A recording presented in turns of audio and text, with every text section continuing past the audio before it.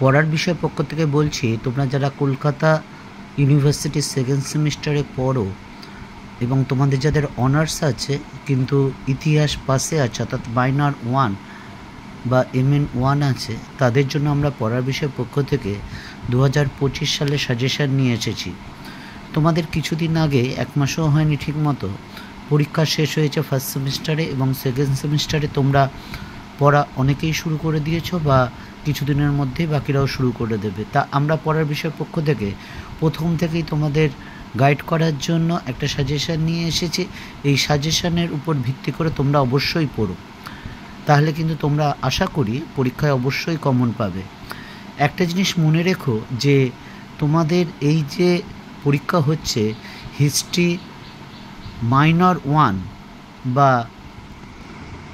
Major, অর্থাৎ তোমরা জানো মাইনর হচ্ছে যাদের বিভিন্ন বিষয়ে অনার্স আছে কিন্তু ইতিহাস পাশে আছে, তাদের ফার্স্ট সেকেন্ড সেমিস্টারে মাইনর 1 থাকে, এবং যারা পাস কোর্স নিয়ে পড়ছে তাদের হচ্ছে MDC বা MN বলছে। তা এই হচ্ছে তা। এবার দুটোর সিলেবাস এক হলেও এর কোশ্চেন কিন্তু আলাদা হয়, কাজে দুটোর সাজেশান, অর্থাৎ তোমাদের মাইনর 1-এর সাজেশান বা MDCর সাজেশান, এটা কিন্তু কখনোই এক হতে পারে না।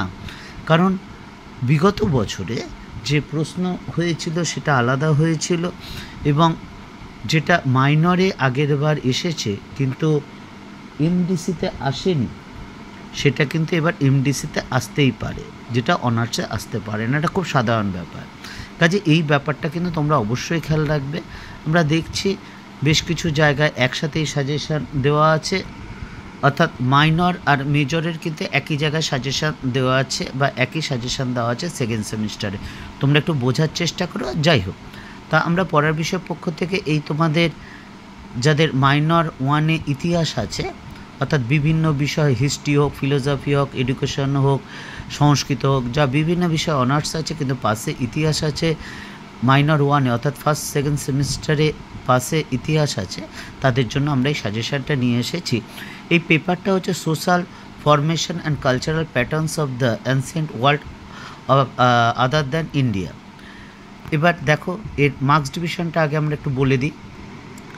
দেখো এই যে মার্কস ডিভিশন থাকবে, 5 নম্বরে 6টা কোশ্চেন থাকবে, তোমাকে 3টে লিখতে হবে।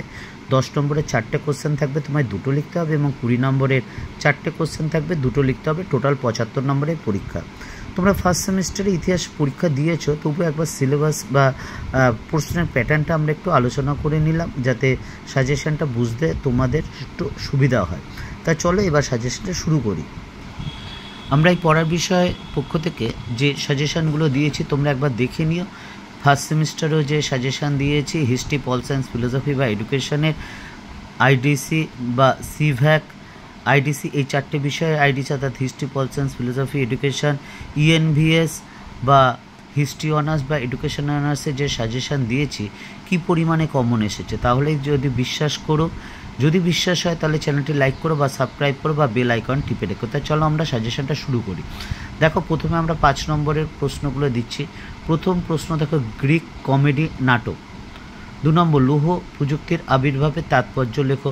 3 নম্বর, প্রাচীন মিশরের ধর্মভাবনা লেখো। 4, নব্য প্রস্তর যুগের প্রধান বৈশিষ্ট্য লেখো। 5, মধ্য প্রস্তর যুগের প্রধান বৈশিষ্ট্য লেখো। 6, প্রাচীন চীনের সাং আমলের রাষ্ট্র ব্যবস্থা সম্পর্কে লেখো। 7, গ্রিক দার্শনিক সক্রেটিসের কৃতিত্বের মূল্যায়ন করো। 8, টিকা লেখো স্পার্টাকাসের বিদ্রোহ। 9, এই 8টা কোশ্চেন তোমরা একটু ভালো করে পড়বে, কারণ ধরো তুমি যতগুলো পড়ে গেলে, 12-15টা পড়ে গেলে, 12-15টা কিন্তু একই মাপের পড়ে যাওয়া সম্ভব নয়। আমরা যেটা বলি যে গোটা 7-8 খুব ভালো করে পড়বে, তারপর 3-4টে মোটামুটি, তারপর 2-3টে একটু, যাতে অ্যাটলিস্ট হাফ পাতা লিখে আসতে পারো।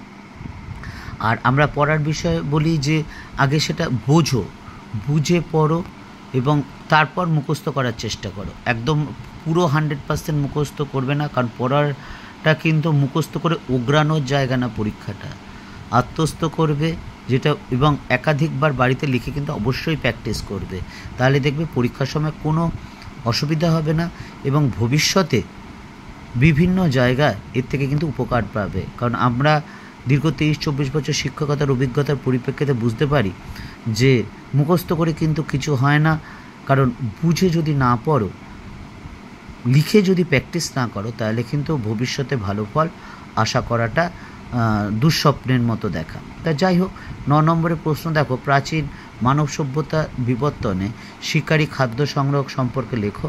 10 টিকা লেখো সোলোনের সংস্কার। 11 টিকা লেখো গ্রিক ঐতিহাসিক হেরোডোটাস। 12 পশুপালক যাযাবর বৃত্তি বলতে কী বোঝে, এবং লাস্ট কোশ্চেন টিকা লেখো প্রাচীন রোমের ধর্ম। এই 13টা কোশ্চেন তোমরা কিন্তু এখন থেকে রেডি করে ফেলো, তাহলে কিন্তু খুব একটা গায়ে লাগবে না, কারণ পরীক্ষা এখনও বেশ দেরি আছে, হয়তো পুজোর আগে বা পরে হবে। তা যাই হোক, এই কোশ্চেনগুলো কিন্তু অবশ্যই তোমরা দেখো। এবার আমরা 10 নম্বর বা 20 নম্বরের সাজেশান দিচ্ছি, কারণ এরকম কোনো ব্যাপার নেই এটা 10এই আসবে বা 20তেই আসবে, কাজে সেই কোশ্চেনগুলো আমরা একই সাথে রেখেছি। এটা 10এও আসতে পারে, 20তেও আসতে পারে। দেখো প্রথম প্রশ্ন, দেখো পশ্চিম এশিয়ার নব্যপ্রস্তর যুগের সংস্কৃতি বিকাশকে তুমি কিভাবে ব্যাখ্যা করবে, অথবা নব্যপ্রস্তর যুগে বিপ্লবের বৈশিষ্ট্য বা তাৎপর্য লেখো। 2 নম্বর স্পার্টার সংবিধানের প্রধান বৈশিষ্ট্য লেখো। 3 নম্বর প্রাচীন মিশরের স্থাপত্য সম্পর্কে লেখো। এই 4 নম্বর গ্রিক ইতিহাসে কৃষি সূচনার গ্রিক ইতিহাসকালে কৃষি সূচনা কারণ সম্পর্কিত বিতর্কটি লেখো। প্রাচীন গ্রীসের সমাজ ও অর্থনীতিতে দাসপ্রথার ভূমিকা লেখো। 6 প্রাচীন গ্রীসে পোলিসের পতনের কারণ লেখো। 7 প্রাচীন গ্রীসে একজন নাট্যকার হিসাবে অ্যারিস্টোফানিসের অবদান মূল্যায়ন করো। 8 মানুষের বিকাশ ও বিবর্তনের সংক্ষিপ্ত ইতিহাস আলোচনা করো। 9 এই 8টা কোশ্চেন প্রথমে কিন্তু তোমরা খুব ভালো করে পড়বে, কারণ যেটা আমি আগেও বলেছি যে 12-13টা প্রশ্ন হয়তো খুব ভালো করে পড়া সম্ভব নয়, কাজে এটা আমরা একটু ভাগাভাগি করে নিতে হয়, কারণ যেটা এগুলো এমন কতগুলো পড়তে হয় যেগুলো আসলেই যাতে আমি লিখতে পারি। 9 নম্বর প্রশ্ন দেখো, সাং আমলে চীনের রাজনৈতিক ইতিহাস বিশ্লেষণ করো।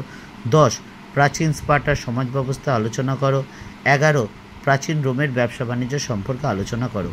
এই 11টা কোশ্চেন যদি তোমরা এখন থেকে রেডি করো, বা তাহলে পরীক্ষার আগে কিন্তু তোমাদের সেইভাবে কোনো সমস্যা হবে না।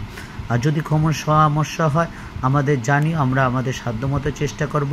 আমাদের পড়ার বিষয় একক আমার উপর না, আমরা প্রায় 15-16 জন আমাদের এই গ্রুপে আছে, কেরিয়ার কাউন্সিলারও আছে।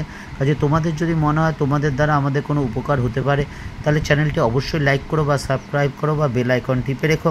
আরেকটা কথা, আমরা যে সাজেশনগুলো দিচ্ছি আমাদের বিষয়, সেই বিষয়গুলো আমরা যতটা সম্ভব নোট দেওয়ার চেষ্টা করব, আর ক্লাসও দেওয়ার চেষ্টা করব। মানে আমরা যে নোটটা দেবো সেই নোটটা আমরা রিডিং পড়ে দেবো না, সেটা বুঝিয়ে দেব। অর্থাৎ যেটা একটা লেকচার হয়, একটা ক্লাস মানে একটা লেকচার, বাংলা রিডিং নয়, এটা মাথায় রেখো। কাজেই আমরা বুঝিয়ে দেওয়ার চেষ্টা করব, তবে বুঝতেই পারছো সব চেষ্টা করব, তবে সবগুলো হয়তো নাও পারতে পারি। তা যাই হোক, আমরা চেষ্টা করব সর্বতোকরণে। পড়া বিষয় পক্ষ থেকে এতটুকুই, এখন থেকে ভালো করে পড়াশোনা করো, তাহলে পরীক্ষায় অবশ্যই ভালো রেজাল্ট করবে। অগ্রিম শুভেচ্ছা রইল পড়ার বিষয় পক্ষ থেকে তোমাদের সকলকে।